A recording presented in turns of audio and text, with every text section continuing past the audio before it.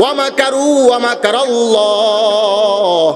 তোরা যতই কৌশল কর, কিন্তু তোদের কৌশল যেখানে শেষ, আল্লাহু খায়রুল মাকিরিন,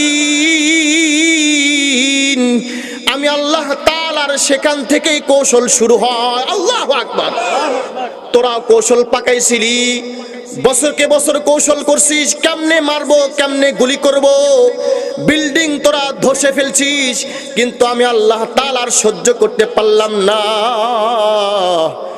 আমার তো মনে পড়ে একটা মাসুম বাচ্চা দোয়া করছিল, ফিলিস্তিনে একটা মাসুম বাচ্চা বলছিল, ভিডিও যোগে ভাইরাল হয়ে গেছে, সে বলছিল আমি কিন্তু আল্লাহর কাছে সব বলে দিব,